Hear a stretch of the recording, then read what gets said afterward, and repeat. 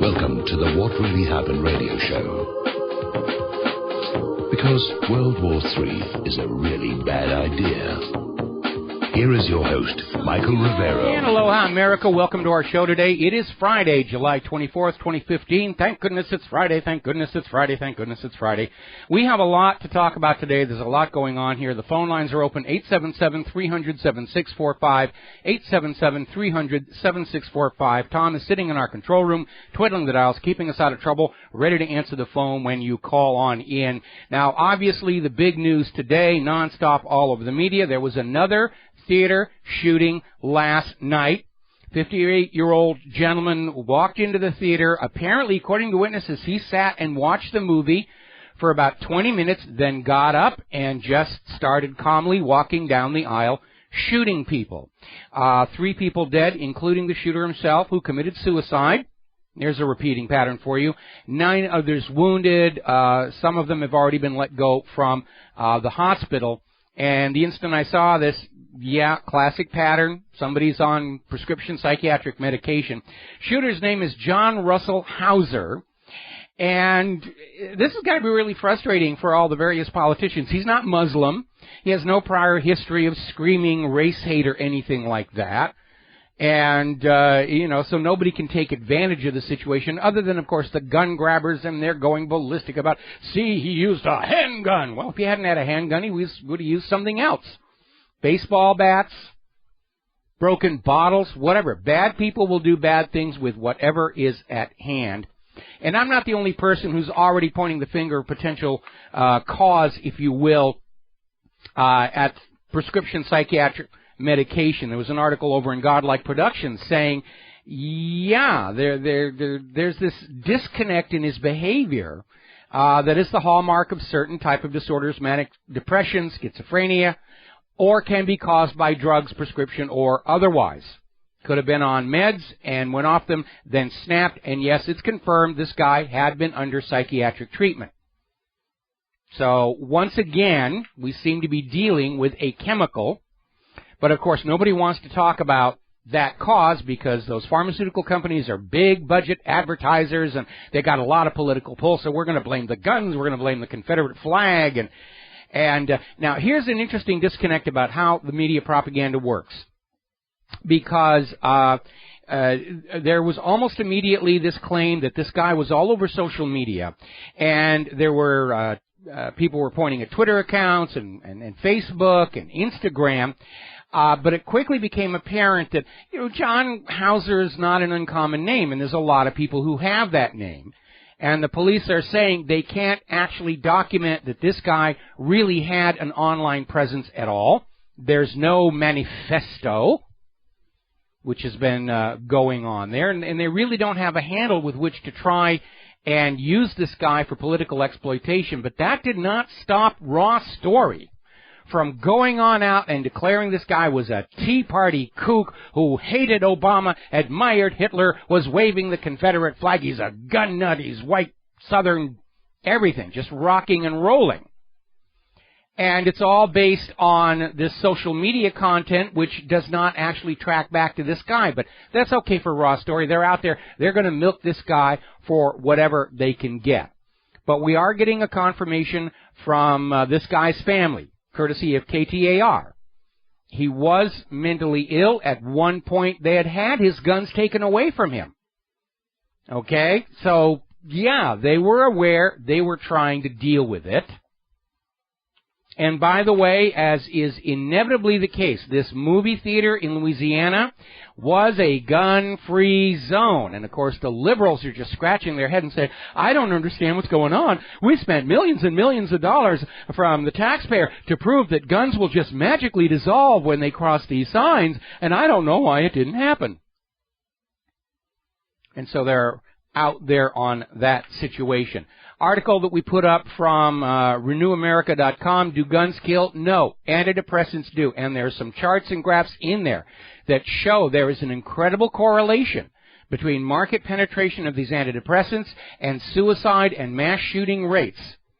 It's undeniable. There is a correlation there, but nobody wants to talk about it because it's going to upset the big pharmaceutical companies, and we can't upset the corporations here. It's just easier to blame everybody else for what's going on. All right, we're going to grab ourselves a phone call. Bob in Nebraska, aloha. Welcome to the show. What's on your mind?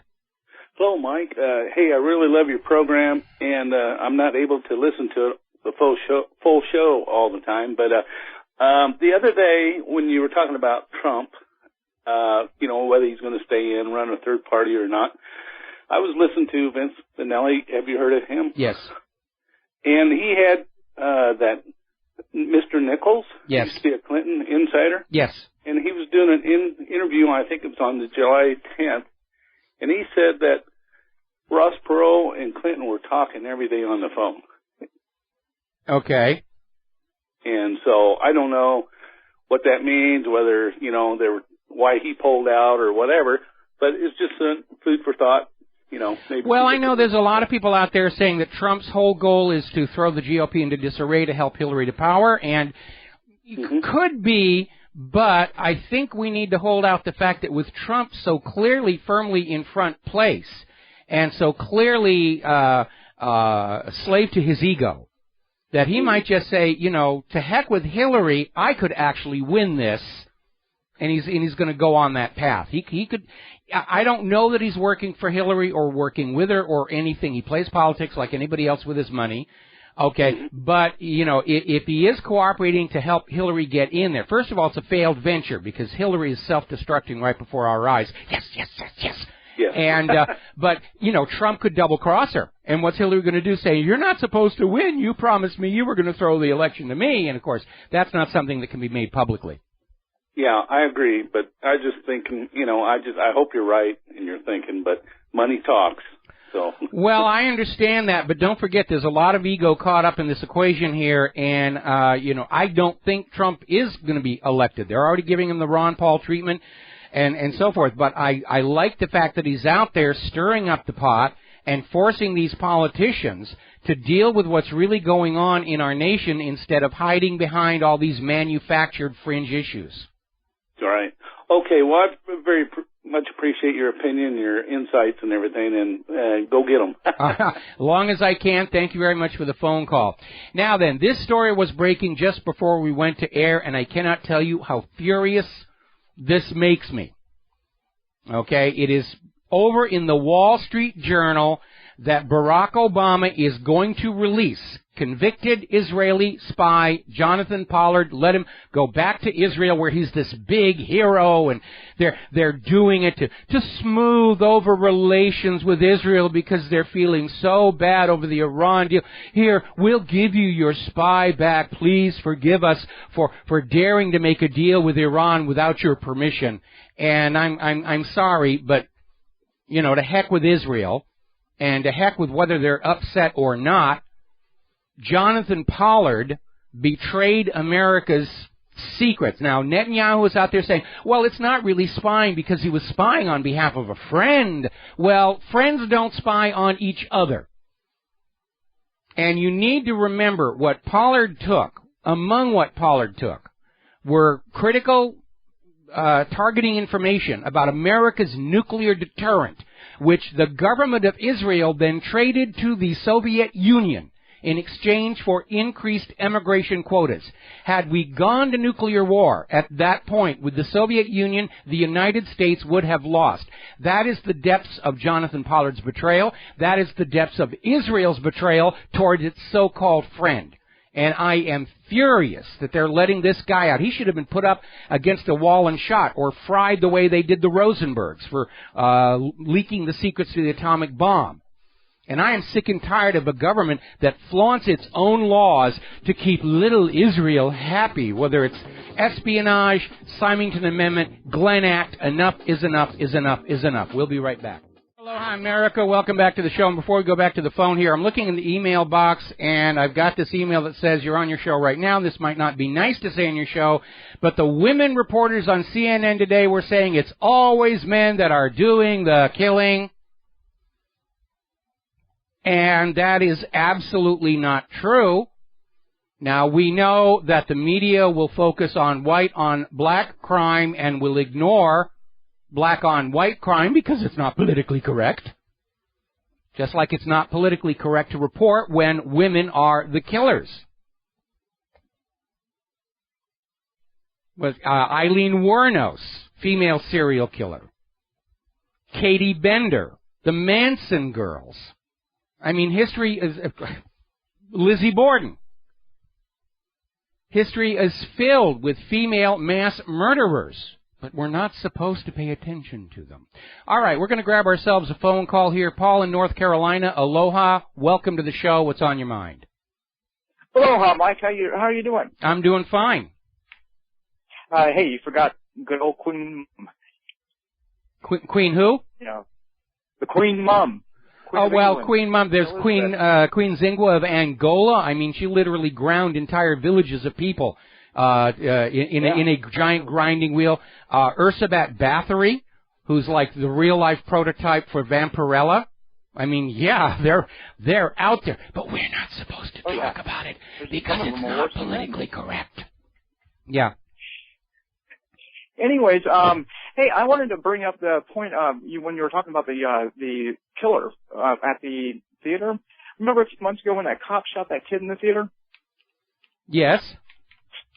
Well, how come there wasn't the same hoopla going on about, that as what we're seeing now? Well, we're already seeing these politicians come on out there and saying, we've got to have bans on gun if we're going to stop this. And, of course, my answer to that all the time is, medical mistakes are killing 400,000 Americans every year. Nobody talks about banning doctors. More people are killed with baseball bats than assault rifles. Nobody's talking about banning baseball.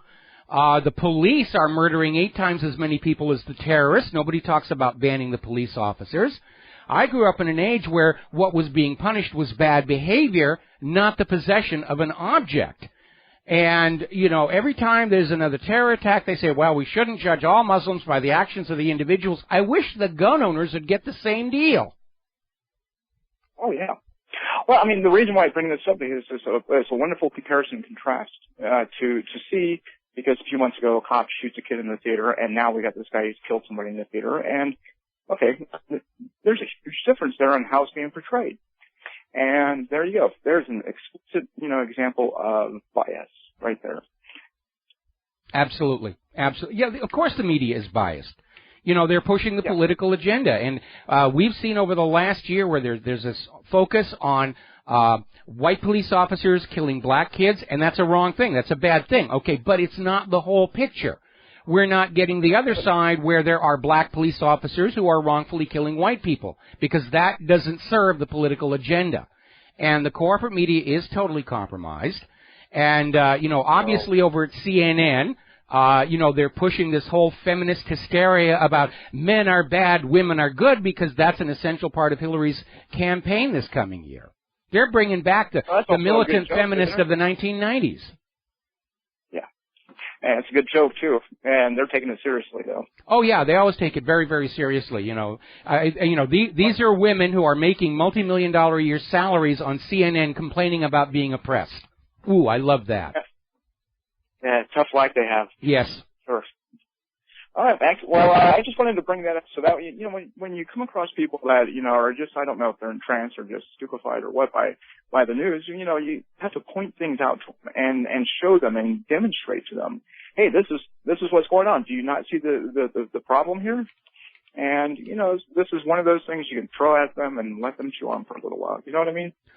Well, unfortunately, the politically correct movement has succeeded in basically harnessing the sheep-like attitude of the flock, where people are going to espouse certain beliefs simply because they see everybody else around them espousing them. And that is, of course, the dictator's wet dream right there, that if we can get the majority of people saying, let's rub blue mud into our belly buttons, that we'll be able to make a fortune selling blue mud. Yep. Oh, well, as the old Baptist preachers like to say, give me your child, up to 13, and I'll have him for life. Yes. Well, that's true of any religion, true of any government.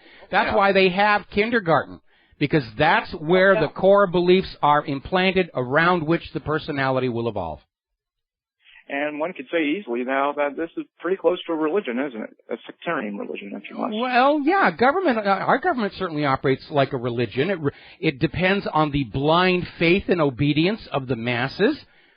Just like any other religion, it discourages objective analytical examination of what's going on. You will believe that we are good. You will believe the Muslims are bad. You will believe private central bankers are sacrosanct. You will and it is. It does run like a religion. They just, instead of priest robes, they're wearing three-piece Brooks Brothers suits. So here's the speculation. D.C. is Rome reincarnated.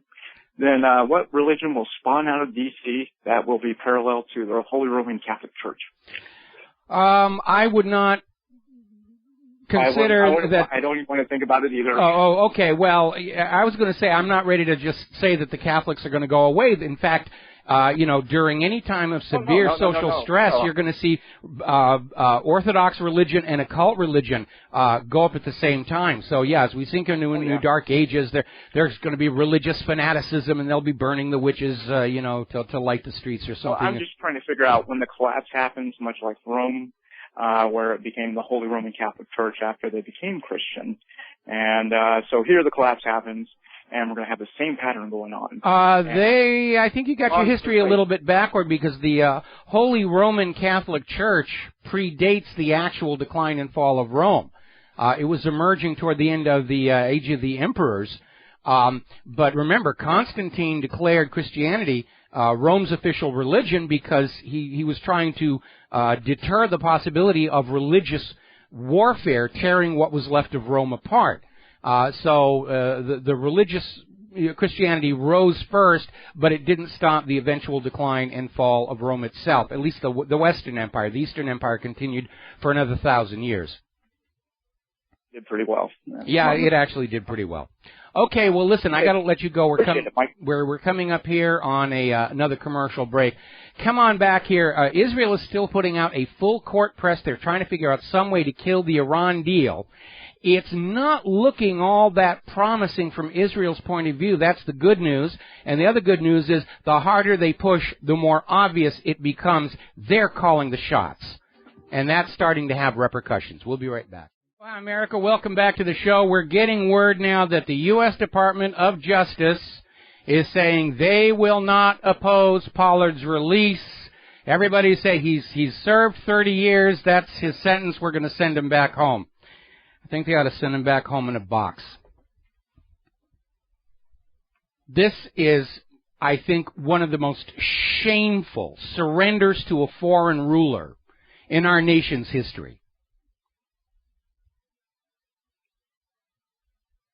Absolutely shameful. Now then, getting on back to trying to kill the deal with Iran. There's an Israeli think tank tied in with the Republicans that seems to be at the center of this organized plan to derail the Iran deal. Now remember, the United Nations Security Council has already unanimously ratified this. All Congress can do is take the U.S. out of the agreement, which will make the U.S. the rogue nation. And all the other nations who are part of the P5+1, they're going to move forward. They're going to be doing business. They're going to be buying Iran's oil. They're going to be selling Iran products. It'll be the U.S. that is cut off from Iranian crude oil and Iranian markets for our products. Not that anybody in Iran in their right mind would want to buy anything made in the U.S., but that's what's going on. So the hub of all of this appears to be the Jerusalem Center for Public Affairs, whose largest donor just happens to be Sheldon Adelson, who's out there again thinking that having a huge amount of money he's taken away from gambling addicts gives him the right to rule the world and blow it up in the process. Now, there's a huge propaganda campaign going on. Remember, we mentioned there's vast sums of money being poured into this. And there was a rally over in Times Square to kill the Iran deal. And some of what was going on over there was ridiculous. Stephen Emerson was out there talking to this rally saying that if we don't bomb Iran now, they're going to reenact the Holocaust in the U.S. and Israel. And I'm not kidding you. There was this guy with a smirk on his face holding a sign saying that Iran is going to be using U.S. dollars to finance portable nuclear gas chambers with which to kill. What's a portable nuclear gas chamber? I mean, they're just out there just screaming and crying and trying to get there. I think it's almost reaching a point of just to prove they can do it. Just because Netanyahu needs to prove he is still master of the United States of America, and if he says the deal is going to die, the deal is going to die. Now, John Kerry, and I got to do a tip of the hat, is out there. He's told the Council on Foreign Relations, if Congress rejects the nuclear deal with Iran, the world is going to blame Israel for it. And he's absolutely correct. We are all seeing how Israel is the warmonger. They're opposed to peace. They want the door open for Americans to go make war on another one of Israel's enemies. Kerry may not realize it, but he's basically admitted to the world. The United States Congress is under the control of a foreign ruler. And that is something that I am going to be reminding all of you voters from now until Election Day 2016, that the Secretary of State confirms the U.S. Congress is under the control of a foreign power. I don't think Kerry's going to want to be reminded of that, but that's what he did. He went out there and confirmed Congress has been bought by Israel. It's under their control.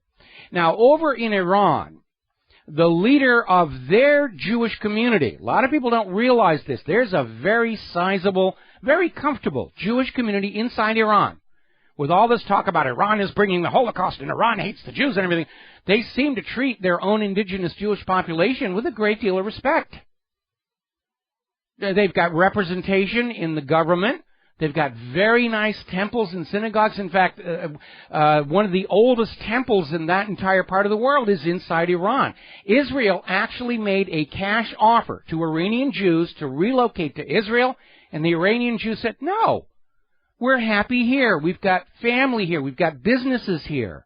We put our roots down here. We're not going to tear up everything and go over to Israel just because you're going to dangle some shekels in front of us.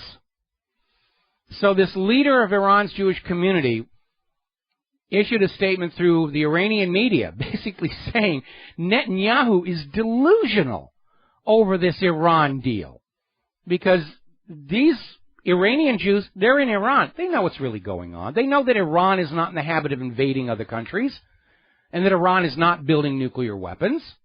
They understand. The problem here is this theocracy over in the Middle East that believes God wants them to have all the land from the Nile to the Euphrates and has exposed all the Gentiles' money to them, blah, blah, blah, blah, blah, blah, blah.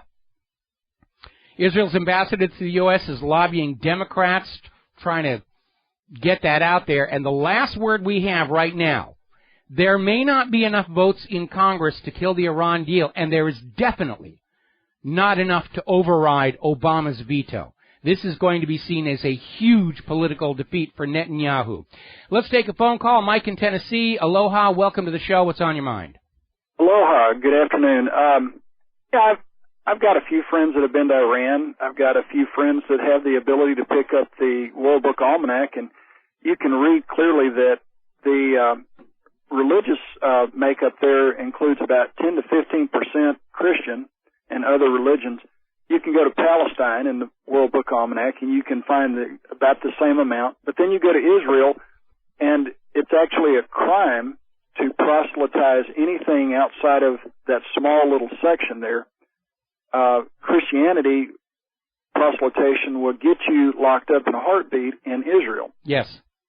But those people that go to China that are from other countries would find that they openly promote Christmas because they want to promote commerce. And when people go into the Walmarts that are vertical in China, they find Merry Christmas everywhere, as opposed to over here. Same thing in Iran. Iran does a big thing about Christmas. Most people seem to forget. All of these religions go back to Abraham, which began with Judaism. Then the Christians said, oh, we've got our Messiah, we're going to go our own way. And then you had the Muslims who go back to the same roots, went off their own way. And the Muslims regard Moses and Jesus, both as prophets, not the Messiah, but prophets. And they do make a big deal about Christmas, and they're over in Tehran. They light the place up. They think it's great. And you know, what we're seeing here is the risking of the incineration of the surface of planet Earth, you know, over whose mythology is real. It's like seeing two kids tear up a sandbox in a fight over whether Superman or Batman is better. Only in this case, it's a very large sandbox, and the two squabbling kids arguing about mythology have nuclear weapons. Well, what is it? Israel has about 300 nuclear weapons that they've acquired through the United States. I've heard estimates anywhere from 200 to 600. Nobody knows because Israel will not allow IAEA inspections, will not sign the Non-Proliferation Treaty. We do know that Germany's government has known all along that the Dolphin-class submarines given to Israel do carry nuclear-tipped cruise missiles. Right, and there's various kinds of nuclear weapons ranging from, I guess, the old, the Davy Crockett, which is basically like a football that you shoot off of like a bazooka almost, and it'll go maybe a few hundred yards to a mile and blow up, and it's a nuclear weapon, to the cruise missiles and so forth. But you've got Mahmoud Ahmadinejad, who's been demonized forever. I believe his children are American citizens. He used to teach at University of California. Yes. Speaks fluent English. And when he made the comment about he, you know, wanted to see the day that... unfortunately, I'm going to have to cut you off. Stay on the line. I'm going to bring you back after the commercial. Aloha, America. Welcome back to the show. And before we go back to Mike in Tennessee, just a couple of quick updates. Last segment, we were reporting on how the Obama White House is going to release Jonathan Pollard back to Israel. So, it's by way of groveling to Tel Aviv, please don't be upset over the Iran deal. Here's your spy back. And the Department of Justice issued a statement that they would not oppose the release of Jonathan Pollard because he has successfully completed his 30-year sentence. And at that point, we tipped over the little egg timer, and it is good that we did. Because Jonathan Pollard's own website says he got a life sentence for his espionage. So does the Wikipedia entry. So the U.S. Department of Justice saying that he only had a 30-year sentence is lying to you, lying to you, lying to you to please their masters in Tel Aviv. And I don't know about you, I am sick and tired of living under a foreign puppet ruler. The Iraqis didn't like it when the U.S. did it to them. The Yemenites don't like it. The Libyans don't like it. Why should we be comfortable with it? It is shameful. It's humiliating to the American people to see our government constantly davening to Tel Aviv and so upset about, we can't displease the masters over there on the other side of the world. All right, let's go back here to Mike in Tennessee. And Mike, I think you were talking about Ahmadinejad's statement about Israel being terribly, terribly misquoted in the Western media, even though he himself speaks absolutely flawless English. Are you there, Mike? Oh, wait a minute. Hang on. Let me try the other button. Mike, are you there? Can you hear me now? Yeah, I can hear you now. That one was my mistake. Too many buttons here.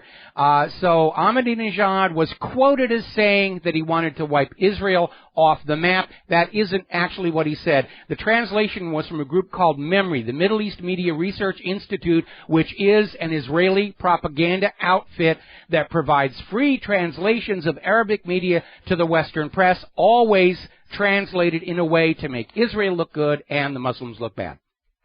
Right. The actual statement had to do with the elimination of the Israeli government, not the Israeli people, the government. But how many people right now would love to see the United States corporation government gone away? Not the people, but the government. I think you'd get a whole lot of takers on that. You probably would, but also what Ahmadinejad said was the Israeli regime will vanish from the pages of history. That's a very passive observation. It's not saying, I'm going to go in and take them out myself. He's saying they're going to collapse of their own rot, which is in fact going on right now. Right, and if you go online and just do a search, start page, Rouhani's cabinet has more PhDs from the United States universities than Obama's. They have more United States PhDs than France, Germany, Italy, Japan, Russia, and Spain combined. Well, we've got more Israeli PhDs in our government than anybody else. So there, that'll teach them. Well, I guess you could say the Mossad. What's the guy that used to be Obama's right-hand man that's now running Chicago? Rahm Emanuel. former Mossad assassin? You know, I mean, get real.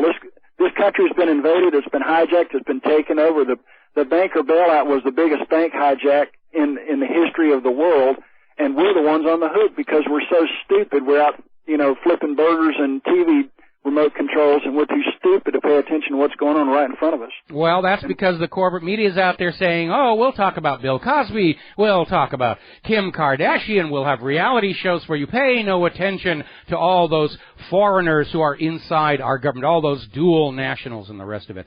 Anyway, listen, Mike, I got to let you go. We got 2 more calls, and I want to get both of them before we break for the news here. So thank you for the call, and we are going to go to Steve in California. Aloha, Steve. Welcome to the show. What's on your mind? Well, I just got my news today, and it said something about U.S. bombing ISIS in Syria, and that kind of takes me back to the speech by General Wesley Clark, where he said the Donald Rumsfeld memo that came to his desk of how we're going to invade 7 countries in 5 years, Syria and Iran being the last 2. So I just had to mention that, and of course, you know, it's easy to say you chase somebody into a country, you say you're trying to get them, and you basically plant your roots and you stay, and that's 1 down and 1 to go. So I just kind of remember that, and then also going back to the latest comment by General Wesley Clark, which kind of baffles me of how he can come out and say U.S. sovereign citizens that question their government are deemed dangerous. I mean, he's just taken a total turnaround. I can only think that this whole NSA spying thing has now found some dirt to blackmail him now to do a total turnaround. Well, it could be, or he's just, you know, in his dotage, he's going back to his original military training that, you know, might makes right. But absolutely, we know this has all been about conquest of the world's natural resources to force them to be traded only for the U.S. dollar. And it's easy enough to say, well, we're going into Syria now, and Iran will be next, until you realize that all those other countries that the U.S. has already invaded, things are not going too well over there. We've had to go back into Iraq for the 3rd time, and yes, they're using ISIS as the excuse. That's why the U.S. created ISIS. Oh, we're not really making war on these people because, yes, they've not done anything to us, but we must go in there and get ISIS, and that's the new fraud they're using. We're having to go back into Yemen for a 2nd time, going back into Libya for a 2nd time. We're not doing very well. And the reality is that the U.S. military is already overstretched. It's already overextended. And if we're looking at hostilities with a peer like Russia or China, we're going to lose. Yeah. And these fanatics who are out there saying, you know, how dare those Muslims live over our oil and refuse to use our currency, they're so short-sighted they don't realize, you know, just how much they're risking. You know, but they probably already got their bunkers all set up, and if they make a mistake, it's, whoops, well, we blew up the world. It's okay. I'm going to go down in my little hole in the ground for 6 years, and everything will be fine when I come on up. Except we're going to cement over the hatches. Yeah, Michael, it's embarrassing that our own government acknowledged, I think it was Rumsfeld acknowledged, that we're trying to rid Iraq and Afghanistan of approximately 25,000 insurgents that are fighting us. Here we got $1 billion war machine and the highest of technology compared to them, and we can't seem to beat them, which means the obvious, you cannot beat terrorism. You cannot. You just can't. Please don't use the word terrorism, okay? What you cannot do is win a ground war from the air. That was the lesson out of Vietnam, and yet they went in and said, we can do the same thing in Iraq. No, you can't, actually. Right. You can't. And America's war machine may be hideously expensive. It's not very good. And, you know, I've talked to a lot of veterans coming back and say they're getting all this very expensive stuff. It gets a little bit of dirt in it or dust. It malfunctions. It doesn't work, the computers and so forth. Anyway, Steve, I got to let you go because I want to try and fit in one more phone call before the news break. Mr. McCain down in Texas, and I presume you're not the Mr. McCain, but what's on your mind? Yes, sir. I got to start us off with, first of all, with the $1 billion, you bring that to the Marine Corps. We will take care of ISIS. This is not an issue. I mean, we did it with, 150 of the troops or whatever on the border? Nonsense. Anyway. Hold on. What if you're ordered not to really go after ISIS because ISIS is an instrument of U.S. foreign policy? Yeah. As a veteran, that's what I'm talking about. Yeah. Okay. So here I am, Mr. McCain, driving down. Oops, I crashed a plane. Oops, I crashed a plane. Oops, I crashed a plane. Oh, I get captured. Now I'm going to give away all the secrets to everybody in the world. who's going to shoot down my fellow, but my daddy's an admiral, so everything's good. I'm still a war hero. How does that work? Well, he's an enemy ace. You know, he's destroyed 5 American warplanes. That makes him an enemy ace. There's got to be a medal there for something like that. Yeah, exactly. But the real reason I called today, Mike, did you see that video? 10 cops beating the crap out of a guy in a wheelchair. Yeah. Shot him 3 times with a beanbag and tased the crap. Like, how? This is it. That's the video. That's the end of the police force. Like, that's it. You cannot do that. Well, yeah, we know from a study that was done down in Florida, police officers as a demographic group are using more of these prescription antidepressants than the average American. For average American is about 1 out of every 4. For police, it appears to be 1 out of every 3, and they are showing the predictable symptoms, the uncontrollable random violence associated with these medications. We're in a nation that has literally addicted itself to extraordinarily dangerous medications in the name of a fast buck for the pharmaceutical industry, and we won't look at that because it is so profitable. We're just going to go on blaming the guns or blaming the blacks or blaming the Hispanics or blaming the whites or the Confederate flag or whatever all else, because as a nation we are lacking the courage to stand up and say we shouldn't be on these drugs. We know that illegal street drugs are dangerous. There's no guarantee that these corporate government-approved drugs are any safer. In fact, quite the contrary. I get where you're coming from, but I was in a dark place when I was in the Marine Corps, and I started on those, and then I realized the darkness, and, I got off them. Oh, well, good for you. We got to let you go and take a break for the top of the hour news, and we will be right back. Aloha, America. Welcome back to our show, hour number 2. The phone lines are open, 877-300-7645. We've got a couple of callers waiting on the line.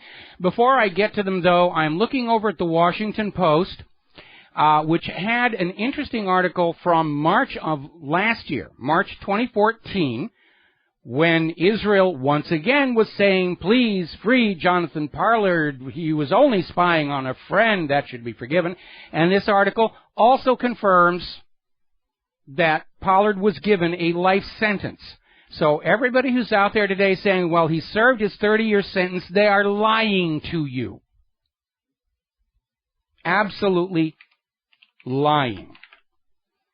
All righty. Let's go ahead and grab a phone call here. Jim in Pennsylvania. Aloha, Jim. Welcome to the show. What's on your mind? Hello, Mike. I want to point out that permanent union with the British Crown, permanent military union with the British Crown, is what NATO is. And that betrays the American Revolution of 1776. Well, it's a little more complex than that. NATO was supposed to be a military union among several European nations, and I don't think it negates the American Revolution unless it explicitly places U.S. forces under British Crown control. But NATO has its own command structure, so I'm not sure how legitimate that is. Well, I believe that Kuwait and Saudi Arabia and Israel and Jordan are all British protectorates. They were created by Britain and they're maintained by Britain. And whether or not they call the Rothschilds the Bank of Britain or the British Crown, there's somebody there and they give them a name that might be Kuhn-Lobes or whatever, but you don't know really who they are. But you know that the British Crown is printing fake money. Well, all the governments with private central banks are printing fake money. And we were talking the other day about this case that went into foreclosure court a while back, where the jury found for the homeowner, saying that because the bank just created the money for the loan out of thin air, that they really didn't have a basis to recover the physical assets of the home. And the bank, went after the judge. He was eventually poisoned. They had the homeowner's lawyer disbarred, and then they managed to get a procedural decision that nullified the judgment. Didn't reverse it, didn't repeal it, but simply nullified it, which is a way of saying nobody else could refer to it as legal precedent in any future cases involving foreclosure proceedings. It was another case of the law being for sale to the highest bidder. But yeah, it's all a scam. all of these private central banks. They create the money out of thin air. Now, here in the United States of America, the Federal Reserve is allowed to create money out of thin air in exchange for Treasury bonds. They're not allowed to just create it out of thin air to give to other financial firms. And in point of fact, what was this case that I was talking about? I'll have to dig it out before next commercial break. What made this case important was the admission by the ordinary bank that no, there is no law that says they can just create money out of thin air to put on the balance sheet, and their lawyer said, yeah, but this is what we do. This is how we operate. Do you think we could actually run a bank on what the savings account holders give us? And it literally is counterfeiting, and that's what they do. But they share the proceeds of their scam with all the politicians, and the politicians are willing to sell out the people to the bankers. That's what Congress and Woodrow Wilson did a little over 100 years ago, selling us back into the slavery of the same banking system we fought a revolution to break free of. Well, I disagree that you call it counterfeiting, because if you're counterfeiting real money backed by something, then it's counterfeiting. What they're doing is committing blatant fraud. But I want to point something else out, too. The National Guard is an international mercenary force that goes to other people's countries to kill the enemies of the British Crown. They're not a national force. They leave our country. They're international. They're not supposed to. The National Guard is supposed to be the state's army. But going on back to the Rodney King riots was when they federalized the National Guard and took away the authority of the state governors. Now, if I understand it correctly, the state governors have to call Washington, D.C. for permission to use the National Guard to deal with civil disturbances in their own territory. But the original purpose of the National Guard was to give the states the means to resist incursion from the federal government, just as the Second Amendment was intended to give ordinary people the means to resist federal incursion and tyranny. And bit by bit, the federal government has just taken that away. But doesn't make it legal, certainly not constitutional. But the National Guard, they're using them for foreign intervention. They're using the Coast Guard. I heard some horror stories from a recently retired person from the Coast Guard about how they were being used over in the Gulf. And it's technically in violation of their charter, but the U.S. is doing it anyway because they're running out of assets and forces with which to project power. I like your website, WhatReallyHappened.com. Hey, thanks a lot. I'll catch you later. All right, thanks an awful lot. Bye-bye. We're going to switch over here to Dustin in New Jersey. Aloha, Dustin. Welcome to the show. What's on your mind? Hi, Mike. How you doing? Doing fine. Yeah, NATO is basically the strong arm for the British and the U.S. I mean, he's right. The U.S. is a mercenary force.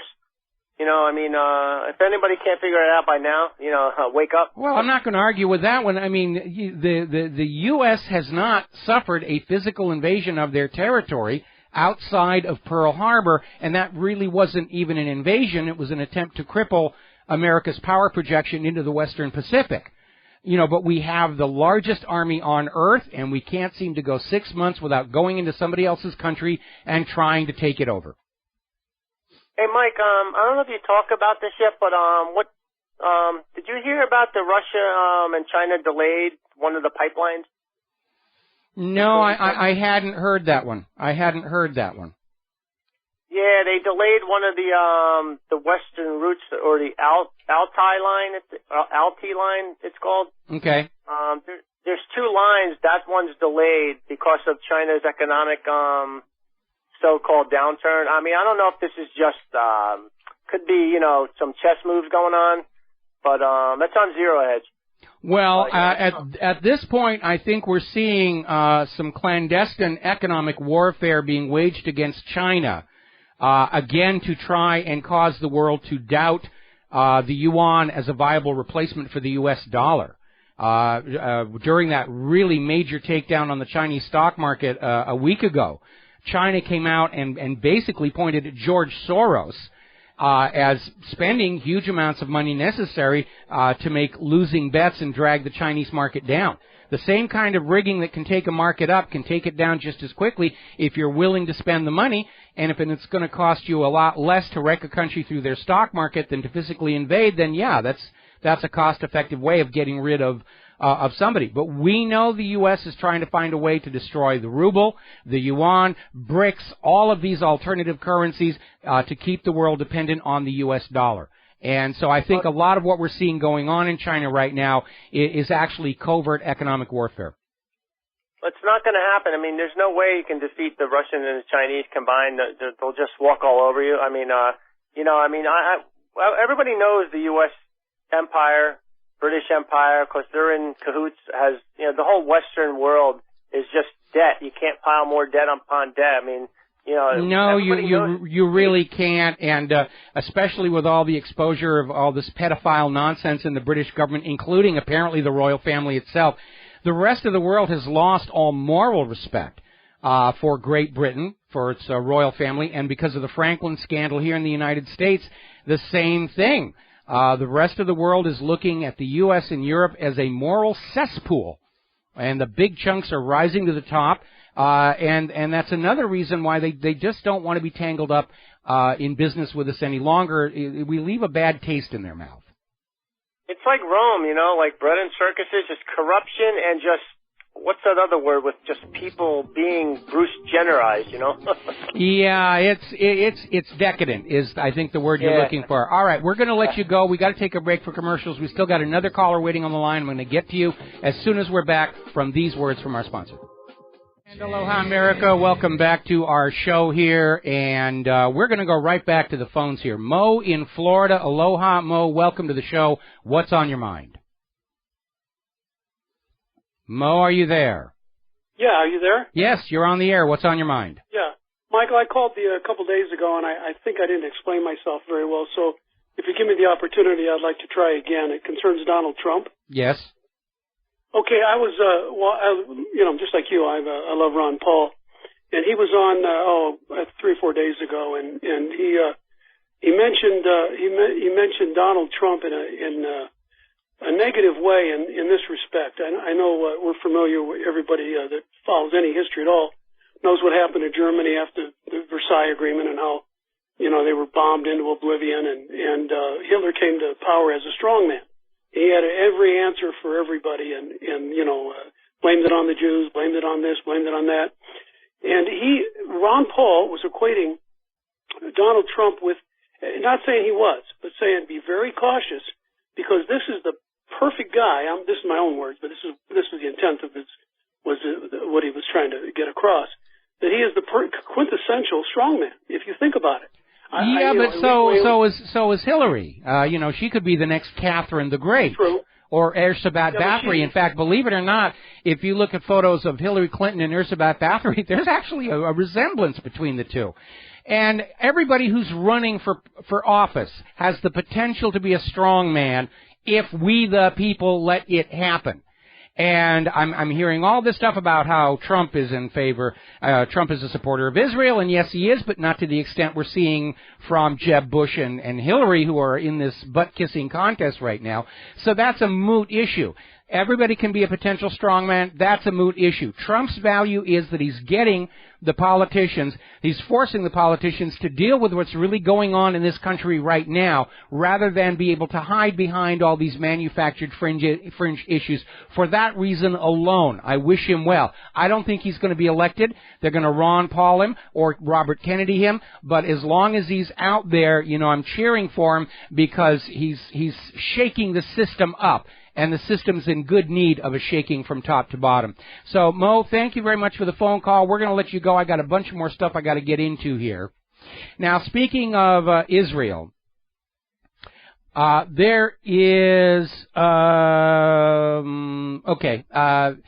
there's a village over in the West Bank, Sasiya Village, and Israel just announced that they're going to knock half of it down, because they need room to grow for one of the illegal Jewish-only settlements. They need Lebensraum, which is out there. And it's sparked a huge protest within Israel itself, because there are a lot of Israelis who think this illegal settlement has gone on way too far. It's triggered the boycott, divestment, and sanctions movement, which is harming a lot of them economically. And the illegal settlements will basically cut off the water and other essential infrastructure for the Palestinians whose land they're living on. They'll move in, lock off the water and everything and say, well, since you can't drink water, go someplace else. Even the U.S. has issued a critical comment about this West Bank village. Is it just lip service? Yeah, it is. Maybe it's political cover for this plan to basically give Jonathan Pollard back to Israel. Now, the Justice Department has clarified their earlier claim about he served 30 years. Pollard was sentenced to life, but eligible for a parole at 30 years, which is what they're talking about now. But that's not good enough for Israel, because under U.S. law, if he's paroled, Pollard has to stay in the United States in order to fulfill the conditions of the parole. That's why Israel's now out there saying, you Obama, must issue a pardon because we want to bring him back to Israel. Throw parades for him, parties, make, big statues of him, everything. And, of course, Pollard probably still has a lot of stuff in his head that he stole that never got transferred over to Israel in the first place, that we should not allow outside the border. Because that was the same rationale why Israel kept Mordecai Vanunu locked inside Israel, not talking to anybody after he'd served his prison sentence. He might know things from 18 years ago that we don't want to get on out. Sauce for the goose, so forth and so on. Now, as you heard already on the SRN news break, Turkey is openly dropping bombs on targets inside Syria. They're firing artillery across the border. They're insisting that they're not sending their warplanes across the border, but they are using standoff-launched munitions. And the opposition groups within Syria are demanding that Bashar al-Assad step down because, well, that's what the U.S. pays them to say, to make it look like this is a popular revolution and democracy in action. This is another attempt at a manufactured U.S. coup d'etat to bring Syria under U.S. puppet control, so Syria's oil is only traded for the U.S. dollar, blah, blah, blah, blah, blah, blah. We've seen this so many times before. Now, over in Ukraine, they're finally getting around to a trial of 2 Berkut police members who were arrested in the Maidan massacre case. And in their defense, they have produced new evidence confirming revelations before that the Maidan snipers were not from Ukraine. They were brought in from Poland. They were shooting both sides just to kick up the image of violence to drive the legitimate government of Kiev into exile and put in a U.S. puppet ruler. And, of course, not a mention of this anywhere in the Western media, that there's been yet more exposures of the U.S. coup d'etat. All right, one more phone call before the commercial break. Andrew in California. Aloha, welcome to the show. What's on your mind? Hi, Michael. I'm actually in West Covina, your old stomping ground. Well, yeah, a lot of stuff going on in the West Covina city government. I guess they're dealing with a whole bunch of corruption there.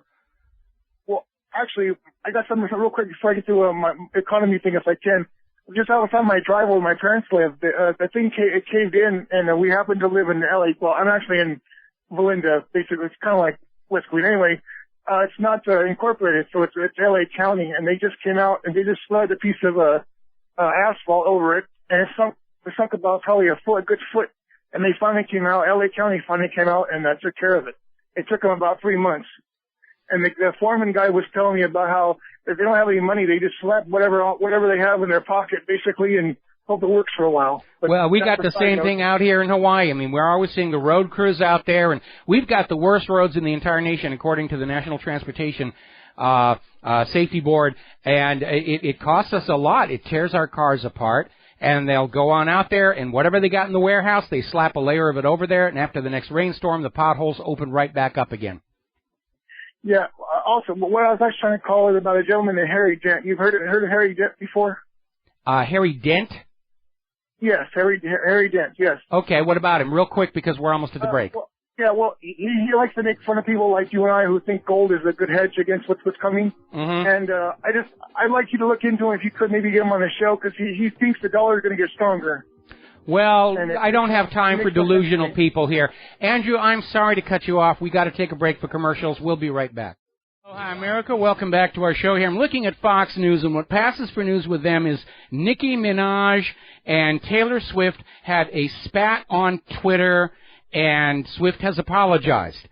I don't even know who these people are. And why does Fox News think this is news? It isn't. It's distraction. It's conditizing. It's exactly what it is. All righty. Let's see. We seem to have some calls online here. And I'm going to go ahead and grab this one before poor overworked Tom is done with it here. LeVar in New York. Aloha. Welcome to the show. What's on your mind? Hey, aloha, Mike. I can't remember the name of the federal agency that tracks earthquakes and whatnot, but did you hear the report that they gave talking about San Francisco is going to get hit with a big one any day now? Well, you're talking about the U.S. Geological Survey, and I don't know that the U.S. Geological Survey as an agency issued the warning. It was a U.S. Geological Survey scientist who sort of went out and did it on his own. And I'm not paying a lot of attention to it. Yes, they had a moderate quake on the Hayward Fault. But they get a lot of quakes, in California. We get a lot of quakes on the Big Island. I've seen a lot of people who claim to be predicting the big one, and it doesn't happen. And then when the big one does show up, it's a big surprise to everybody. I don't think the science of earthquake prediction is really anywhere near as accurate as some of the people seeking funding like to claim. Oh, okay. Okay. All right. That's all right. Oh, and yesterday with the movie theater shooting. Yes. I don't know if we spoke about it yet, but I'm convinced that didn't even happen. I think that whole thing was staged. No, I think it did happen here. What really weirds me out is they were showing the movie Trainwreck, and apparently this guy walked in and watched the movie for 20 minutes. And it occurs to me that if Hollywood was actually putting out really entertaining movies, all those people might still be alive, because he might have just watched it through to the end and left in the closing credits, and that would have been the end of it. But Hollywood puts out these lousy movies, and he says, I can't take this anymore, and they blame the guns. Okay. All right. That's all I wanted. Thanks, Mike. All right. We're going to let you go, and we're going to grab Damien in New York. Aloha. Welcome to the show. What's on your mind? Hey, Mike, you could tell us New Yorkers with the sirens in the back. Yes, I can. Yes. Yeah. I just want to say, this is my opinion, of course. Donald Trump, the best thing he's got going for him is that he's got nothing to lose, and he doesn't really care, when push comes to shove, what people think about him. And he's gonna say what he wants to say, and he's gonna expose whatever he feels he wants to expose. But I think that's the best thing he's got going for him. I absolutely agree, and that's a wonderful quality to just not be out there. I mean, and it stands in stark contrast with the professional politicians who spend their entire lives figuring out what does this person want to hear. I will tell them what they want to hear, so they will give me money and obedience and votes. And Trump really is out there saying, I don't care what you think of me. This is my honest opinion, and we're getting honest opinions from him. And I've reached the age where I'm kind of the same way myself. I'm not worried about what other people think about me anymore, because... Yeah, no filter and no political correctness, uptight. He's not trying, like I said, he's not going for any of that. And that's a big plus on his end as far as I'm concerned. I'm not a huge supporter of him in general as a person or anything else, but I value what he's doing, and I appreciate it. And I think he's got guts to be doing it, too. I agree, and the reason he's such a threat to the politically correct movement is political correctness is sort of omnipresent. It doesn't call attention to itself, even though it's always constraining people from saying certain things like, the immigrants are bringing crime in with them. But after a while, it becomes automatic and ubiquitous. And when you have anybody standing up who refuses to be politically correct, all of a sudden everybody sees where the political correctness is, because now it's got boundaries. And that really is an important thing. You're right about that. He's coloring outside the lines. You're right. And people are taking notice. Yes. Two other things I'll say them briefly as possible. This last thing with the whole GMO and the bill and everything, this was a failure of democracy. So the whole thing that happened with the Keystone Pipeline, the reason why it was vetoed and Obama vetoed it, was because there was a huge public outcry. There was more exposure of it in a lot of different realms, and there was much more public outcry. You had a lot of people acting really to a large degree, that more than I've seen in a long time, as far as those that were put out there. And it would have been political suicide if Obama had not vetoed that bill. The thing with the GMO is there was not that. You know, there were not as many people calling their I respectfully disagree. I think with the Keystone Pipeline, there were other pipelines. And so it wasn't a critical, essential, binary solution set. And I think there were certainly financial interests that did not want the Keystone Pipeline to go through because it was going to cut into the existing pipeline's profit. It was going to create a glut which would lower oil prices. They always want an artificial shortage. And so I think the issues behind the veto of the Keystone Pipeline are a little more complicated. Yes, there was a public outcry, but there's been a huge public outcry about GMO. It doesn't get reported on by the corporate media, but it's definitely there. And you're absolutely right. This is a failure of democracy. Because just like the Greek Parliament is supposed to honor the wishes of the Greek people in the referendum, our members of Congress are supposed to reflect our wishes in the administration of this country. All of the polls are showing 90% of Americans are very concerned about this GMO technology, and at the very least, we have to have a choice about it. And what the House of Representatives has said, you don't need to know if this stuff is GMO. We're just going to operate on the basis that it is absolutely safe and proven and it's not going to harm anything. And you can't know if your food is GMO, and you can't prohibit it in your states.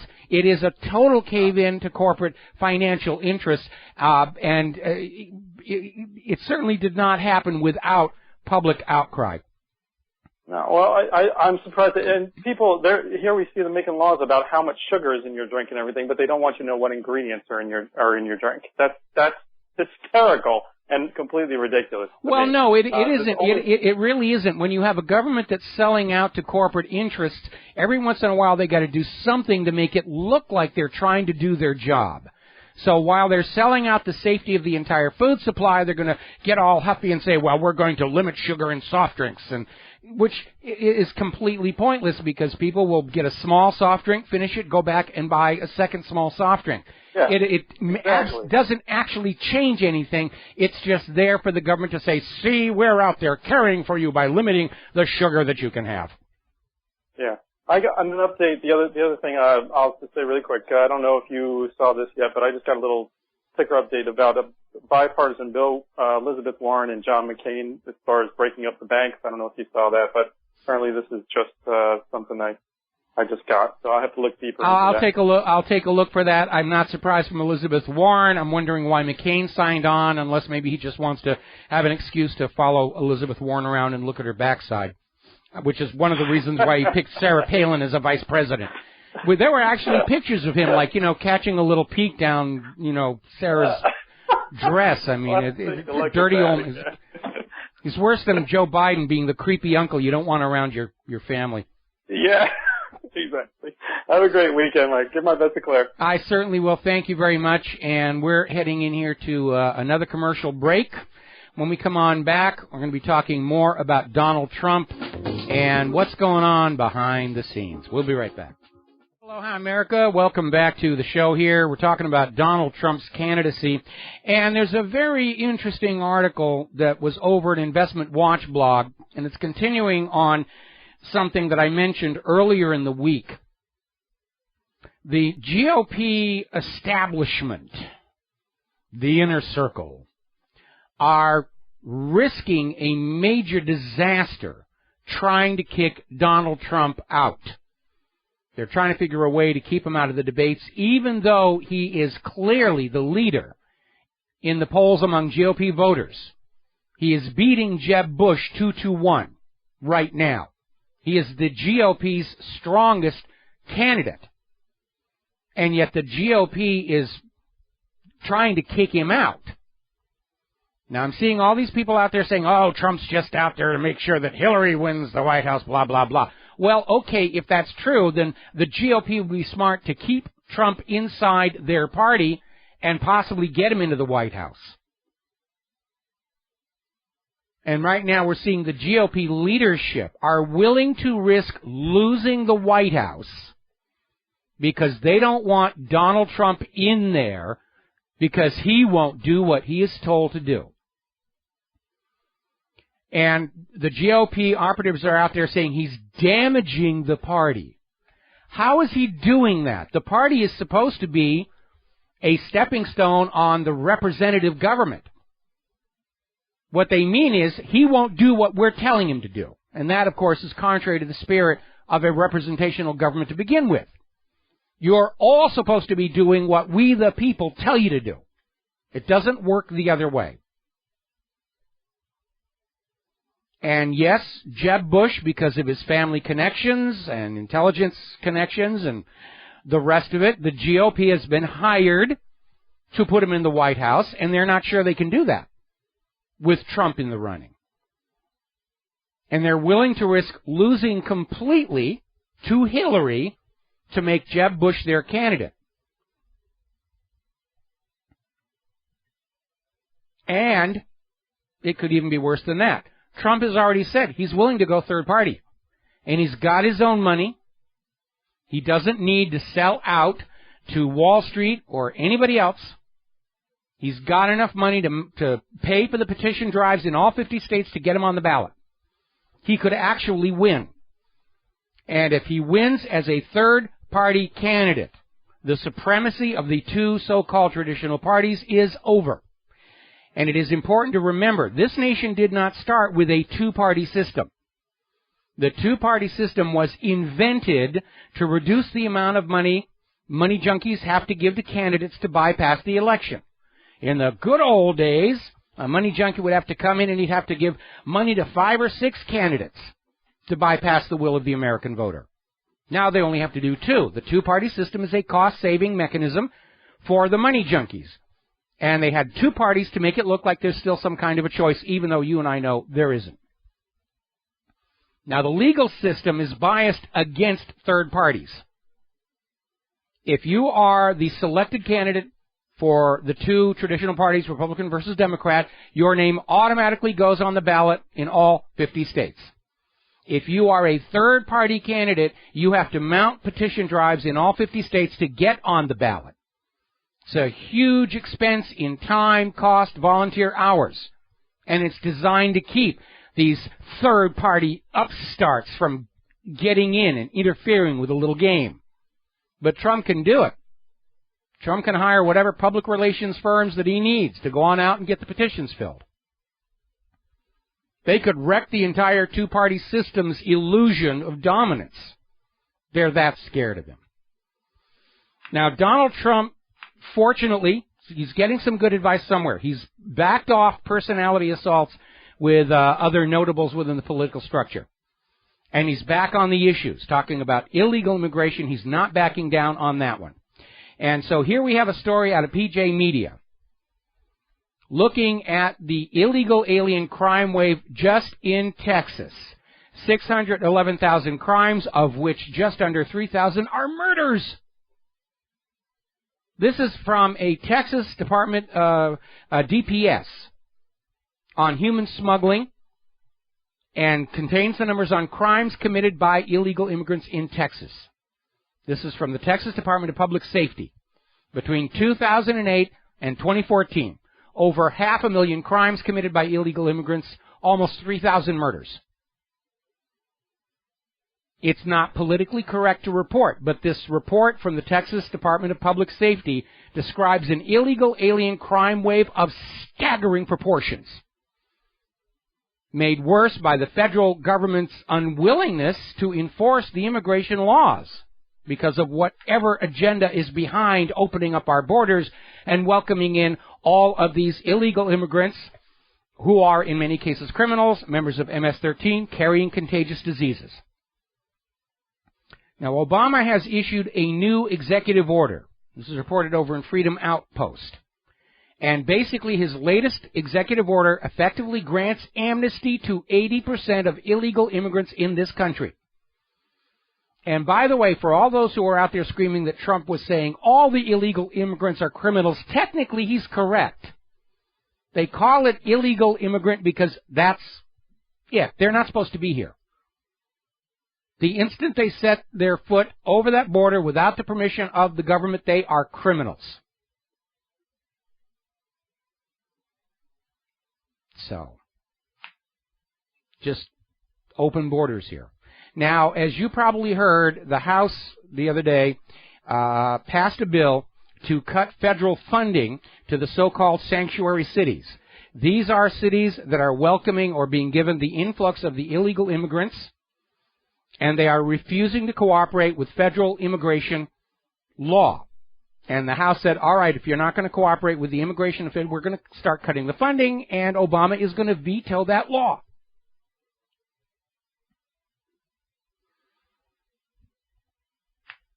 Now, this whole immigration thing appears to be about diluting our sense of a national identity ahead of dropping the borders for the North American Union. Stop thinking of yourselves as Americans. I mean, look around you. There's all these non-Americans. There's no more America. It's just all of the, you know, the Nowie. You're all Nowies. North American Unionites, whatever you're going to call the thing.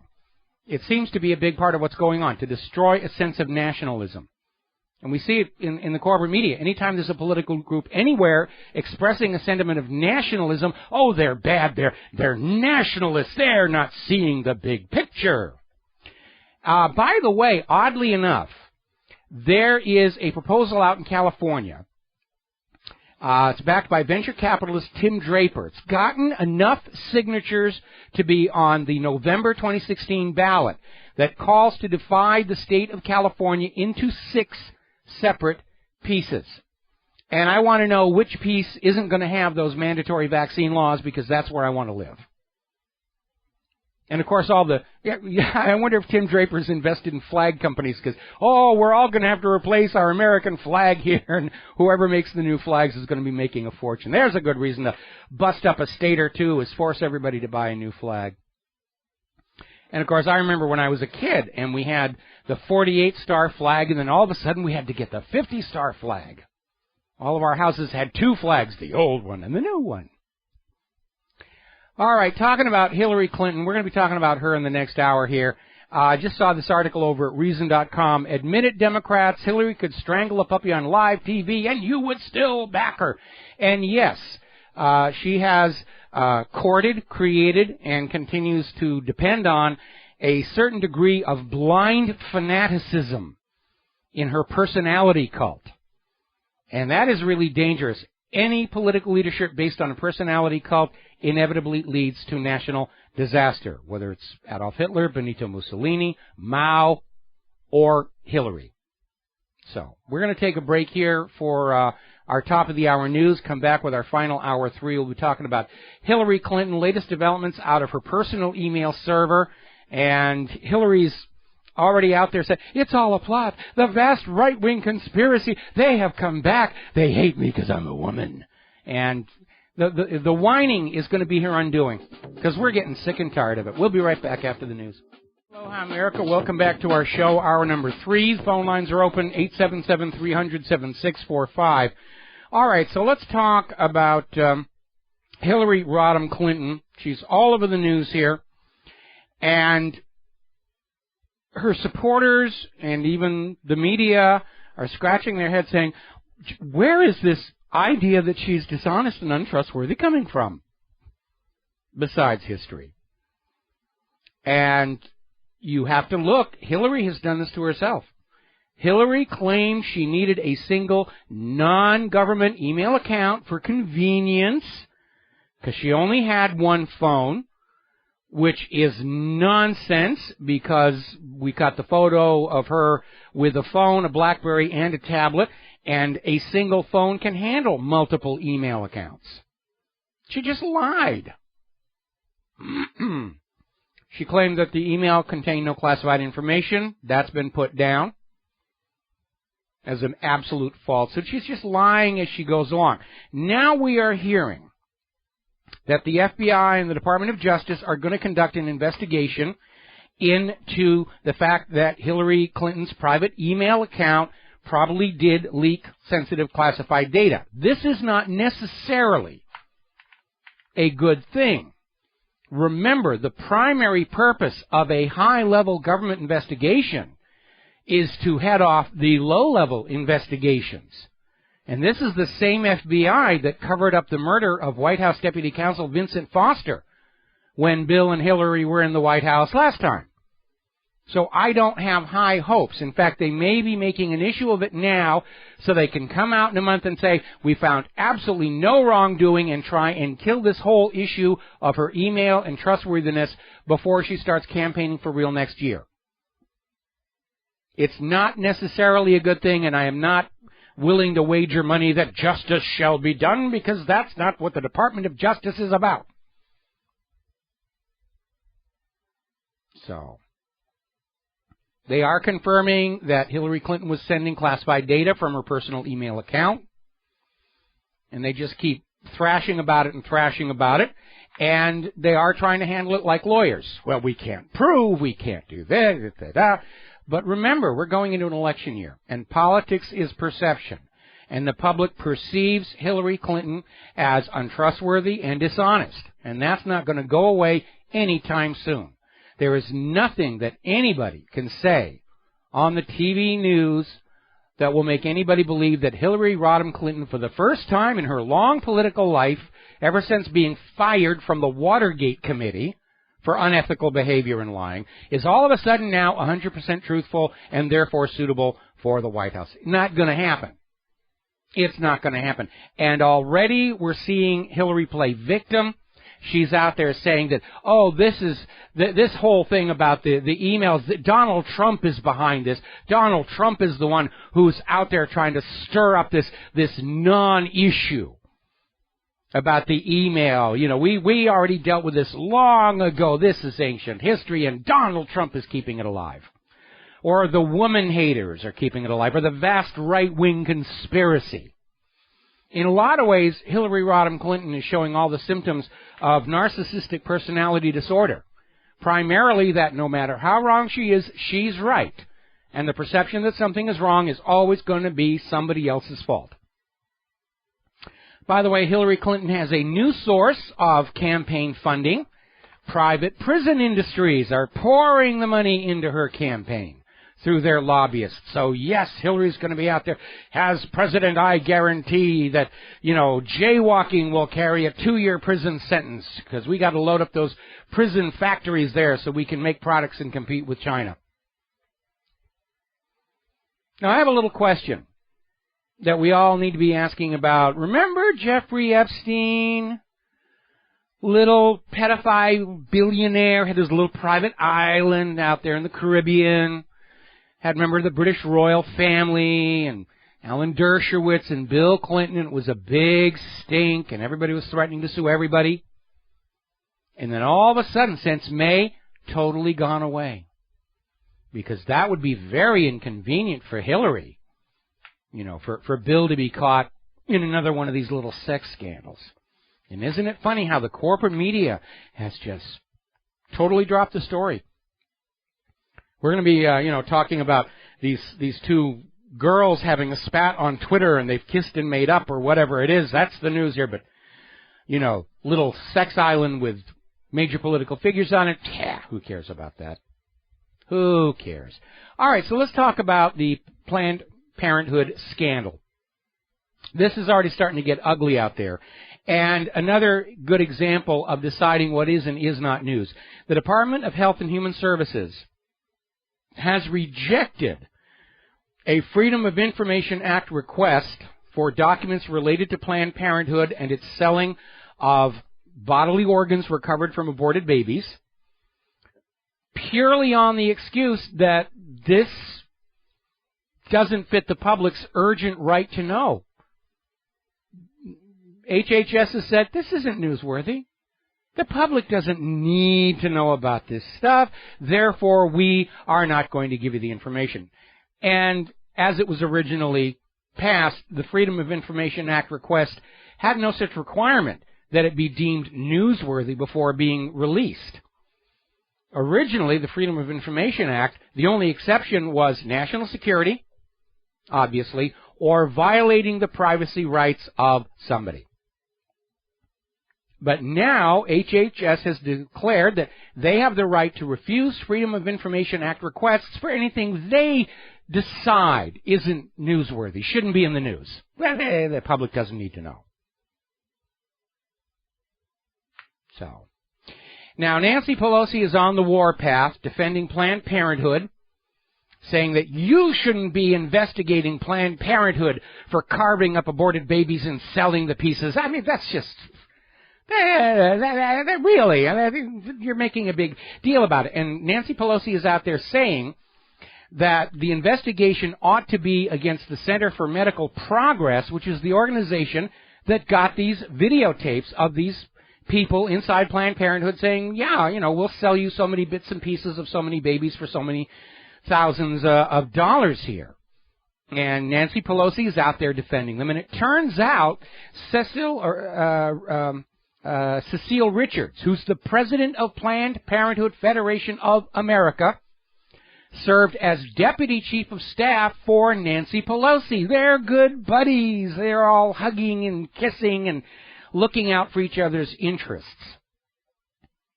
So that's why Nancy Pelosi is out there defending Planned Parenthood. Apparently, Planned Parenthood gets $500 million in taxpayer money every year, plus what they get from private donors, plus whatever it is they're getting selling bits and pieces of babies out the back door. Now, Hillary Clinton has come out defending Planned Parenthood, saying that these are important services. We have to make sure these services are out there. We've got to make sure that these little babies are cut up into little tiny pieces and the bits and pieces sold off. Where else are we going to get this stuff? Really, you guys, you're just being incredibly silly about that. Now, my own personal views on this are unfortunately rather complex. I understand there are circumstances in which abortion is medically necessary. Cases of rape, incest, and so forth. I do not like the idea of abortion on demand as a form of retroactive birth control for women who don't want to admit they're sexually active, and so they won't take pills or they won't have birth control, and then reality catches up with them, because that is a big problem, where there are a lot of women who want to pretend to be good little girls and not have the birth control, and then if they get pregnant, they just go get an abortion. I have a real problem with that. I don't think there's a single moment where you can say, this is alive and able to feel pain, and that is not. I think it's a continuum. We got to take a break for commercials, and we'll be right back. Aloha, America. Welcome back to the show here. And this nonsense over the flag of the Confederacy has really gone completely out of control. And first of all, to recap, that flag, that particular flag, was never actually officially the flag of the Confederate States of America. It was used briefly as a naval ensign, but because it looked so good, Hollywood movies simply said, okay, that's going to be the flag of the Confederacy for the bad guys and the good guys. And that's why everybody thinks that the Stars and Bars is the flag of the Confederacy. And it isn't. They had a bunch of flags. That was not one of them. But they're out there. The Confederate flag is bad. The Gadsden flag is bad. They're trying to basically erase our history, to remove any memory that there was a time when people were independent, free-spirited, did not want to be controlled by a central tyrannical government. And again, erasing our national history is part of the attack on our sense of a national identity. So we were talking about, first of all, yesterday we were kidding around about Mount Rushmore, where they're out there saying, we have to knock off, Thomas Jefferson and George Washington because they owned slaves. And then said, well, Lincoln's wife's family were slave owners. And Teddy Roosevelt's uncle and grandfather served in the Confederacy, so let's just bulldoze the whole mountain right off there. Apparently, Barack Obama's family on his mother's side were descended from slave owners. If you go back far enough, history's going to catch up with you. There are things in there that you probably disagree with. And it's not your fault because you weren't there back then. That's one of the weird things going on about how we're supposed to feel guilty about things our ancestors did, even though we were not alive there to have any influence over whatsoever. Now, as you know, there was this big stink where the city of Memphis wanted to relocate the remains of the Confederate General Nathan Bedford Forrest. And apparently, some impatient protesters started digging up the grave themselves. So now grave desecration is considered political correctness.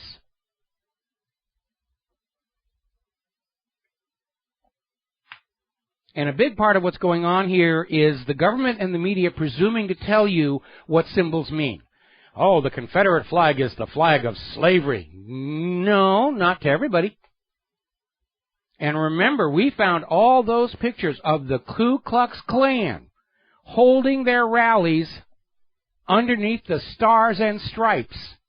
And that flag of the Confederacy is nowhere to be seen.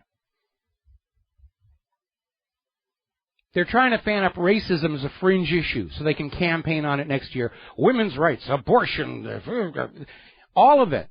They're so desperate to have a campaign that doesn't talk about the economy, has a campaign that doesn't talk about the reality of the wars. And we see this every 4 years. We go through the same thing. As we come into that election year, all of a sudden there's racial discord. There's attacks on the gays. There's, a threat to the right of a woman to choose and have an abortion. And of course, we can never allow a husband to have a right to choose whether or not he gets a kid or not, because that's politically incorrect. So, Chris Christie, I think, has found his fringe issue. He's declared that anybody who uses marijuana is diseased, and they must be cured with law enforcement. So he's starting to campaign on a tough guy image. He's going to be out there. There's a new sheriff in town named Sheriff Chris, and he's going to be a tough guy on those marijuana users. Meanwhile, there's a big stink going on where the United Nations, which does occasionally inspect prisons in member nations for minimum humanitarian quality, wanted to visit some prisons here in the U.S., and the U.S. said no. So apparently life inside those prisons isn't all hunky-dory, to the point where they don't even want the United Nations looking. Could be tied in with this fact that the United Nations is now starting to look at the U.S. as a violator of human rights. Remember the big stink when the United Nations came out and pointed out that what Israel was doing to Gaza was a violation of human rights. Oh, you can't do that. You can't say that about Israel. Well, guess what? Now they're starting to look closely at the United States. And they should. The U.S. clearly is a violator of human rights. Waterboarding, detention without charge, torturing innocent Iraqis to death to find weapons of mass destruction that turned out never to exist, for all you Kafka fans out there. Now, there's a little bit of good news. As you know, a while back in Georgia, there was a SWAT team raid on an innocent family's house, and apparently it was based on cutting corners and false information, where former Deputy Nikki Autry basically lied to justify a SWAT team raid on what turned out to be an innocent family's house, and during which he tossed a flashbang grenade into a crib with a young child, nearly killing it, severely burning the face. The family is dealing with $1 million in medical bills, and the Georgia police are saying, sorry, line of duty, justified, consistent with policy, and so forth and so on. Well, this week a grand jury indicted the former deputy Nikki Autry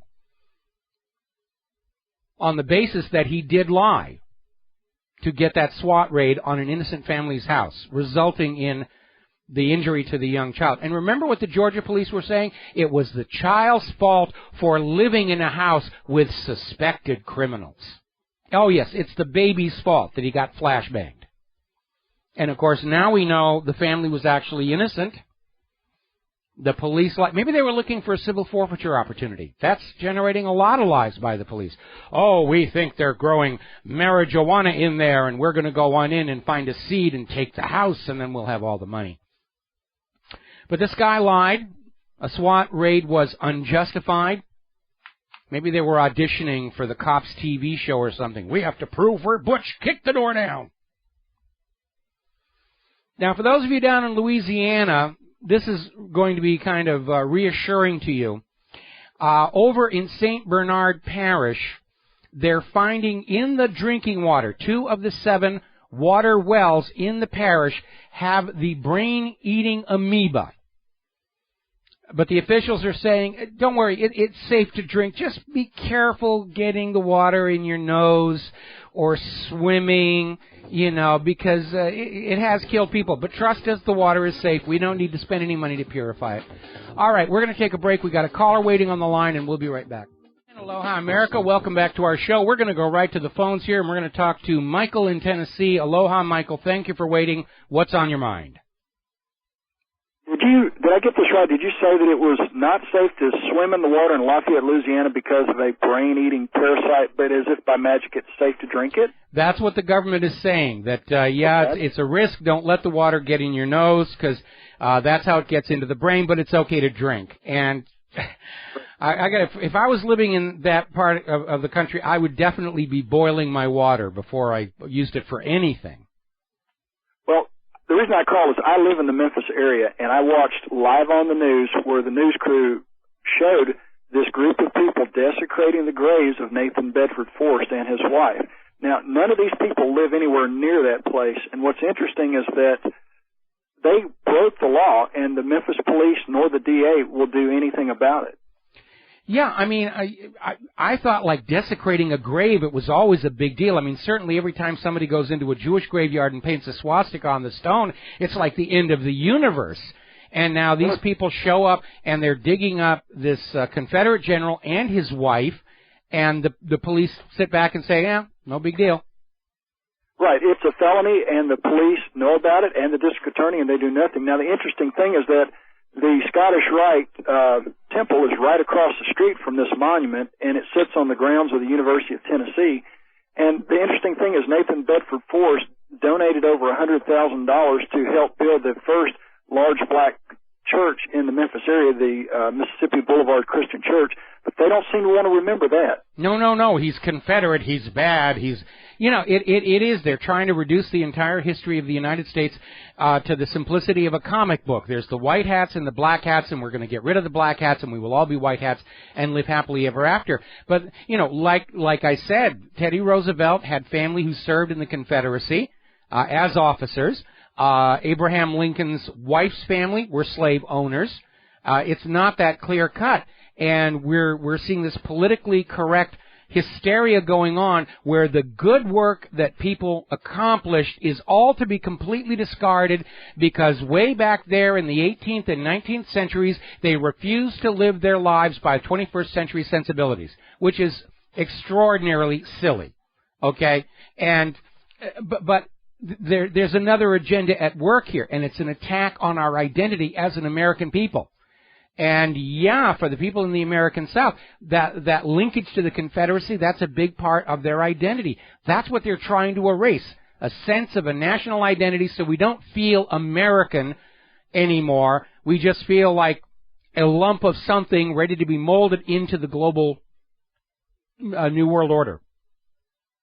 Well, there was a black man killed last Saturday by a policeman. He was unarmed. He was a passenger in a car pulled over.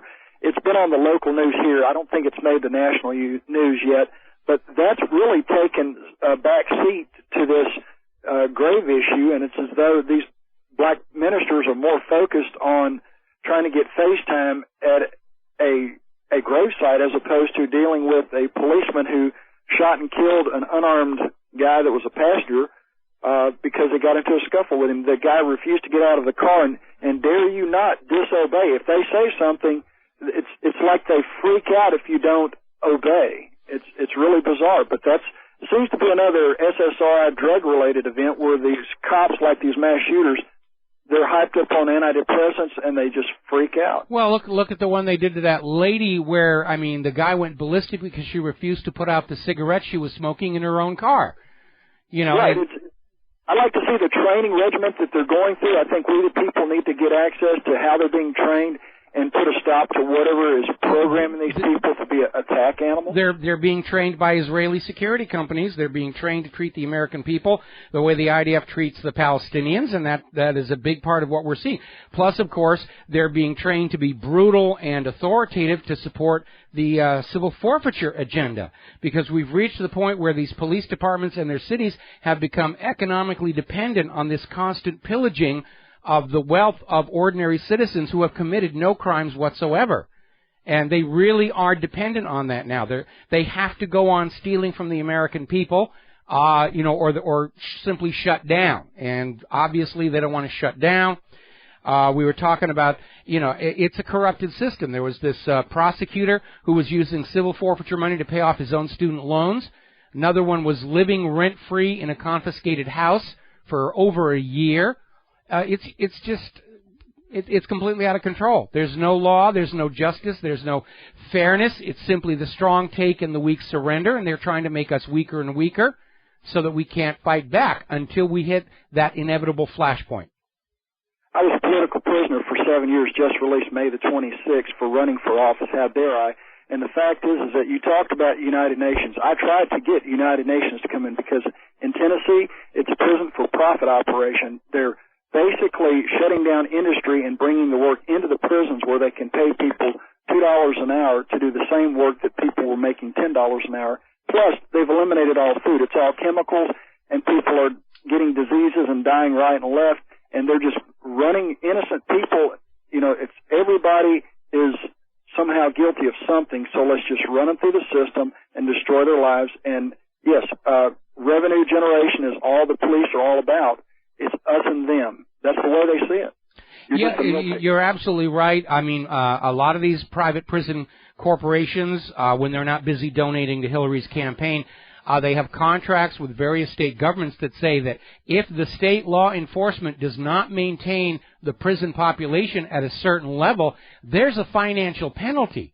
They literally, if they can't find and arrest somebody to put into the prison, they have to pay the prison factory company extra money. So, of course, there's a financial incentive. Arrest somebody for littering, arrest them for jaywalking, arrest them for sneezing upwind or whatever, just to keep that pipeline full. And you're absolutely right about the United Nations. We've seen very clearly how the UN can't rein in Israel. We know that the UN will get on top of hot topic popular issues, but we have been trying to get the United Nations to deal with the deficits in the plebiscite vote here in Hawaii, by which we became a state, and the UN acknowledges that there is a deficiency issue, but they can't do anything about it.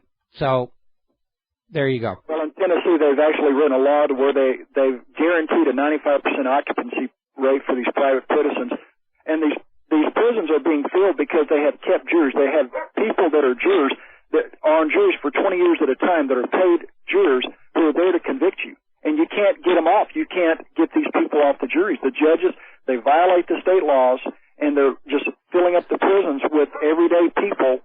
I mean, I'm an engineer. I could go down the litany of things that I've done that are positive things. I'm not a crook, but I spent 7 years in prison for running for office, literally, because I was giving the old boy network a run for their money, and I actually won. They couldn't have that. They flipped the votes, and there you go.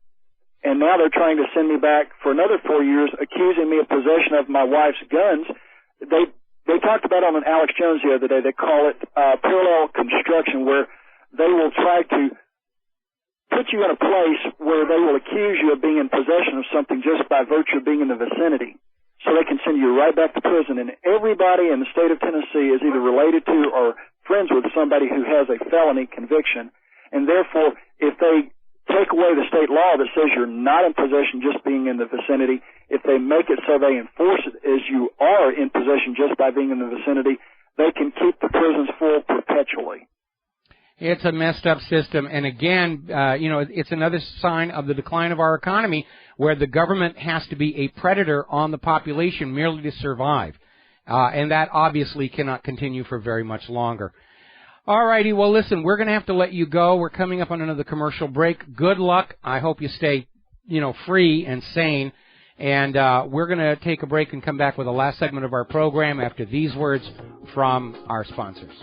Hi, America. Welcome back to the show here. I was watching on Fox News during the commercial break where the Hillary Rodham Clinton campaign is out there screaming that all of this upset, it's the fault of the New York Times. They're not reporting accurately the way we should want them to report on what's going on. They're making a big deal out of this email stuff. And I think Hillary's campaign is making a major strategic blunder. It is way too early in the election cycle to be alienating the corporate media, and yet they already are, between scapegoating the corporate media for reporting on things that Hillary has done, that stunt with the rope the other day, a very consistent pattern. A lot of people have commented on it where Hillary is not available to the corporate media other than to pre-selected, pre-screened, pre-approved individuals who can be counted on to ask the agreed-on questions following the script. That's it. Very, very tightly controlled. So I really do think Hillary is going to flame out. And that is going to leave the Democrats scrambling. And I would not at all be surprised. I mean, we already know that Biden is under pressure from the Democratic National Committee to consider throwing his name into the ring. And it is not beyond the realm of possibility, especially with Israel being very unhappy with the White House right now, that we might see a move to impeach Obama for his various crimes, like the abuse of the IRS, to get Biden in there, who would probably not veto a congressional bill killing the Iran deal. And that, of course, would give Biden the advantage of being the incumbent going into next year's election. I wouldn't rule that out. I wouldn't rule that out. As Hillary continues to flame out, at some point, the insiders at the DNC are going to be thinking exactly those thoughts. I guarantee you. All right, interesting little story over in the Daily Mail where British scientists have made a breakthrough where they're able to do a test on babies and detect a gene known to be involved in mental illness like schizophrenia in order to hopefully be able to treat it or deal with it. This test ought to be mandatory for all politicians. Let's stop testing little kids for being mentally ill and dangerous.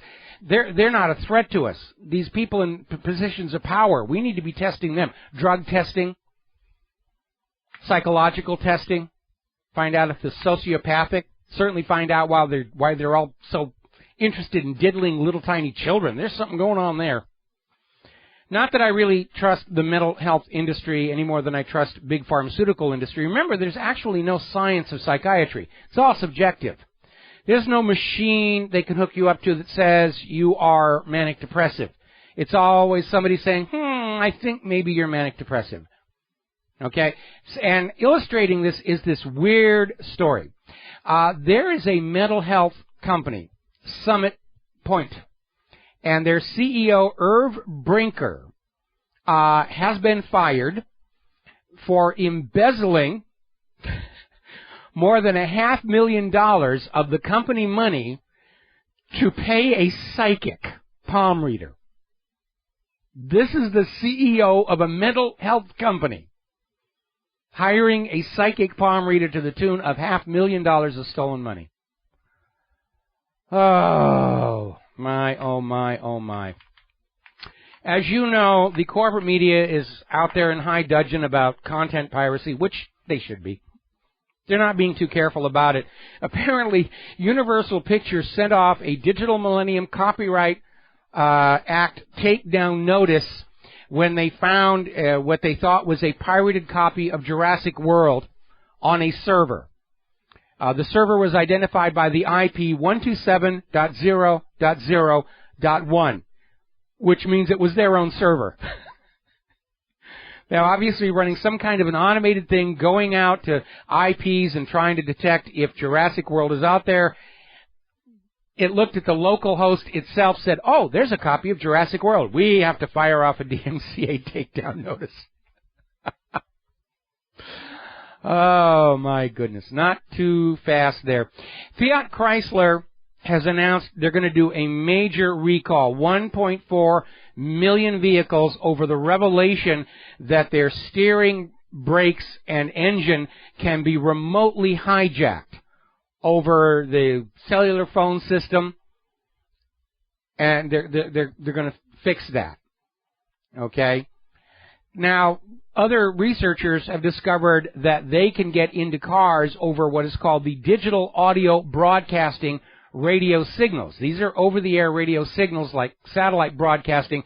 They're digitally encoded for better sound quality, but once it's digital and it's going into the car's entertainment system, apparently there is a link between there and the actual computer for the car. I don't know why that would be there. It strikes me as a very stupid thing to do. You should have the entertainment system that connects to the outside world, and there's no reason for it to connect to the car's internal computer system that's running the car. The only reason for somebody to do that is to build a car that can be hacked into and controlled by somebody like the NSA in order to get rid of somebody like Michael Hastings. It doesn't make sense for there to be a data connection between the entertainment system and the rest of the car. It doesn't make any sense whatsoever. Another story coming out of the Register in Great Britain. If you are a fan of digital watches, smart watches, like the Apple Watch or like that one from Samsung that we got as an illustrated point, apparently a study by Hewlett-Packard has revealed every single smart watch contains significant security vulnerabilities. Hacker couldn't get into your iPhone because you've got it set up correctly, but they can get into it over the smartphone, or the smartwatch rather. They rushed it to market. They didn't well, you know, how we deal with the cyber criminals, I think, is obvious. We grab one, we crucify them live on national TV. If they're reasonably healthy, it's going to take them a whole week to die, carried 24 hours a day, 7 days a week. And you do that, half the cybercrime problem is going to go away. Then you fire the National Security Agency, and the other half of the cybercrime problem is going to go away. Because we know a lot of these exploits that are out there that are being found by the cyber criminals and the security experts were built into these systems deliberately at the urging of the NSA. Far from making our IT structure more secure, they've made it wide open. I was noticing earlier on Fox News they're going on about, we know China was behind the hack on the Office of Management and Office of Personnel Management. Why isn't the Obama administration doing more about it? Well, as we reported earlier in the week, there actually is no evidence China had anything to do with it. It was just like blaming Putin for Flight 17. We're going to blame China because that's part of the propaganda. But they're still out there pushing this whole situation. How did they get into the Office of Personnel Management? Because it's places riddled with back doors put in there to let the NSA spy, and inevitably discovered by cyber criminals or foreign intelligence operatives. It really is nonsense. Not too long ago, we were talking about this huge scandal where the millions of dollars donated to the Red Cross, almost $500 million, following the 2010 Haiti earthquake, found out that mere pennies out of each dollar actually reached the Haitian people. Now it's getting even worse because the Red Cross's own internal investigation has come up empty. They don't know where all that money went, $500 million. They found little bits going over to this and there, but the vast majority of it, it's vanished just like that $2 trillion vanished out of the Pentagon the day before 9/11. There's the music. It's time for us to get out of here, get something useful done with the rest of the day. Have a good weekend. Please contact your local talk radio stations. Point them at gcnlive.com. Ask them to carry our programming. So stay safe, stay skeptical. Have a good weekend. Aloha, America.